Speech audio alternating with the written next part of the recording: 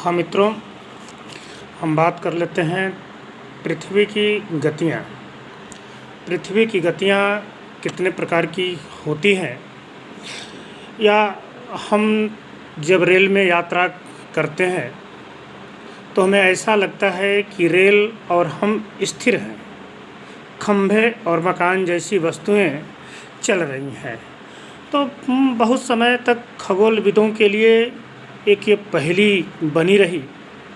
अंत में गैलीलियो कार्बानिकस जैसे वैज्ञानिकों ने इसका हल निकालते हुए बताया कि सूर्य स्थिर है और पृथ्वी उसकी परिक्रमा करती है और अपनी धुरी पर घूमती है।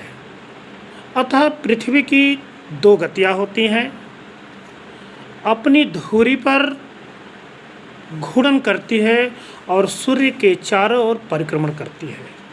क्या आप जानते हैं कि सूर्य पूर्व से निकलता हुआ पश्चिम में छिपता हुआ दिखाई देता है?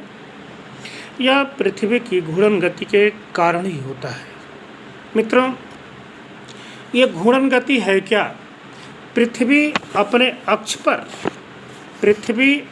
अक्ष पर या धुरी पर घूमती है। अक्ष एक काल्पनिक रेखा है जो कि पृथ्वी के केंद्र से होकर गुजरती है। इसके दो सिरे उत्तरी ध्रुव और दक्षिणी ध्रुव होते हैं। पृथ्वी का अक्ष पृथ्वी के कक्षा के तल से 66 सही 1/2 अंश और 23 सही 1/2 अंश लंबवत झुका हुआ है। पृथ्वी अपने अक्ष पर एक चक्कर पूरा करने में 24 घंटे का समय लेती है, जिसके परिणामस्वरूप सूर्य के उगने और डूबने का अद्भुत घटना घटती है। जब पृथ्वी घूर्णन करती है तब इसका आधा भाग सूर्य की ओर होता है और जबकि आधा उसके पीछे होता है, जिसके कारण दिन और रात होते हैं। एक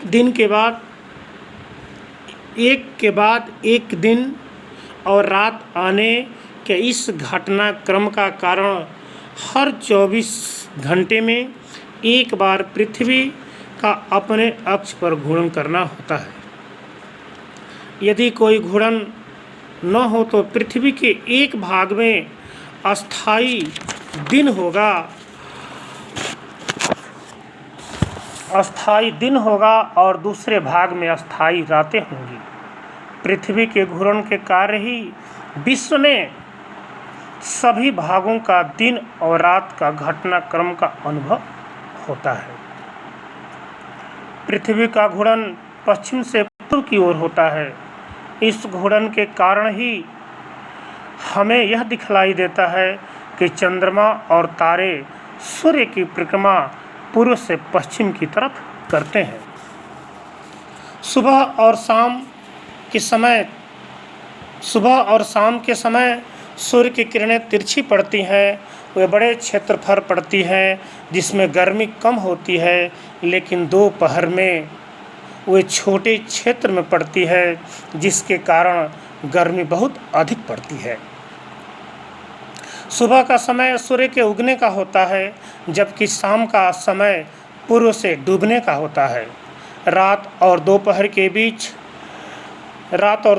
बीच में सुबह का समय होता है, जबकि दोपहर और रात के बीच शाम का समय होता है।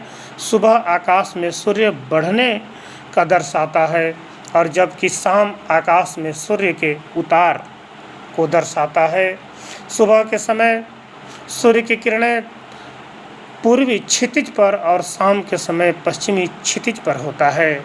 तो ये रहा मित्रों घूर्णन गति। अब है परिक्रमण। परिक्रमण हम किसे कहेंगे? परिक्रमण आपका सूर्य के चारों ओर पृथ्वी की गति को परिक्रमण कहते हैं। भूमध्य रेखा पर यह 1600 किलोमीटर प्रति घंटे की गति से परिक्रमा करती है और एक परिक्रमा पूरी करने में लगभग 365 दिन और 6 घंटे का समय लेती है। प्रत्येक चौथे वर्ष में हम 365 दिन एक अधिक दिन अर्थात 6 गुणे 4 बराबर 24 घंटे को गिनते हैं, जिससे लीप ईयर या अधिवर्ष भी कहते हैं। इस अतिरिक्त दिन को फरवरी के महीने में जोड़ा गया है, जो कि सामान्य 28 दिनों का होता है, लेकिन लीप वर्ष में इसमें 29 दिन होते हैं। कोई भी वर्ष जो 4 से विभाजित हो जाता है, जैसे 1984, 1992, 1996, 2000, 2004, 2018, 2020, ये लीप वर्ष होते हैं। इस प्रकार पृथ्वी की दोनों गतियों की तुलना कर सकते हैं। पृथ्वी का अपने अक्ष पर चक्कर लगाना घूर्णन है, जबकि सूर्य के चारों ओर पृथ्वी की गति परिक्रमण करती है। घूर्णन 24 घंटे या 1 दिन लेता है, जबकि परिक्रमण में 1 वर्ष लगता है।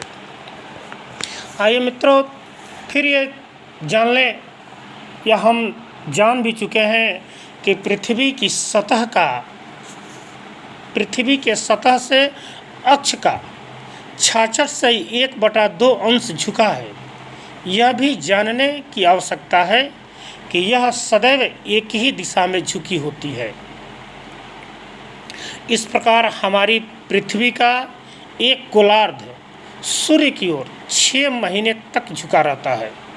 इस काल में इस गोलार्ध का एक बड़ा क्षेत्र अधिक समय तक सूर्य की किरणें पाता है। अतः इस गोलार्ध के दिन लंबे और रातें छोटी होती है। रातें लंबी होती हैं, और जब उत्तरी गोलार्ध में दिन छोटे होते हैं, तब दक्षिणी गोलार्ध में रातें छोटी होती हैं। यदि पृथ्वी का अक्ष पृथ्वी के कक्षा के तल की ओर झुका होगा, तो दिन और रातें बराबर होंगी, और सिर्फ गर्मी और सर्दी 2 ही मौसम होंगे। विषुवत रेखा पर दिन और रात की लंबाई बराबर होती है, क्योंकि वर्ष भर सूर्य की किरणें विषुवत रेखा पर सीधी पड़ती हैं। यदि हम विषुवत रेखा से उत्तर या दक्षिण की ओर चलें, तो दिन और रात की लंबाई बढ़ती और घटती जाएगी। 21 मार्च से 23 सितंबर तक उत्तरी गोलार्ध में पृथ्वी के झुकाव के कारण उत्तरी गोलार्ध में लगातार 6 महीने तक सूर्य चमकता है, और अगले 6 महीने तक लगातार दक्षिणी गोलार्ध में सूर्य चमकता रहता है। 21 मार्च और 23 सितंबर को विश्व भर में दिन और रात बराबर होते हैं, क्योंकि इन 2 दिनों को दोनों ध्रुव सूर्य की ओर झुके नहीं होते हैं। इन्हें हम विश्व भी कहते हैं। ऋतुएं मित्रों, ऋतु किसे कहते हैं? ऋतु क्या है? ये ऋतुओं का परिवर्तन कैसे होता है? तो ऋतुओं का परिवर्तन मुख्यतः पृथ्वी की परिक्रमा और उसके अक्ष का इसकी कक्षा के तल की ओर समान दिशा में झुका होने के कारण होता है। हम ध्यान देंगे, ऋतुओं का परिवर्तन मुख्यतः पृथ्वी की परिक्रमा और उसके अक्ष की इसकी कक्षा के तल की ओर समान दिशा में झुका हुआ होने के कारण होता है। फिर 21 जून की स्थिति क्या होती है? 21 जून की स्थिति में इस दिन उत्तरी ध्रुव सूर्य की ओर झुका होता है। 21 जून की स्थिति में उत्तरी ध्रुव सूर्य की ओर झुका होता है, और दक्षिणी ध्रुव उससे दूर होता है। कर्क रेखा पर 23.1/2 अंश उत्तर पर किरणें सीधी पड़ती हैं। उत्तरी गोलार्ध के अनेक क्षेत्रों में सूर्य की किरणें भरी रहती हैं, इसलिए उत्तरी गोलार्ध में दिन बड़े और गर्म होते हैं, और गर्मी का मौसम होता है। यह स्थिति या इस स्थिति को हम कर्क संक्रांति के नाम से भी जानते हैं या इसे कर्क संक्रांति भी कह सकते हैं। 22 दिसंबर की स्थिति को हम क्या कहते हैं? इस दिन दक्षिणी ध्रुव सूर्य की ओर झुका होता है और उत्तरी ध्रुव इससे दूर होता है। मकर रेखा पर सूर्य की किरणें सीधी पड़ती हैं, अतः दिन बड़े और गर्म होते हैं। दक्षिणी गोलार्ध में गर्मी का मौसम होता है। इस प्रकार इंग्लैंड व भारत सर्दी में क्रिसमस उत्सव मनाते हैं। इसे मकर संक्रांति भी कहते हैं।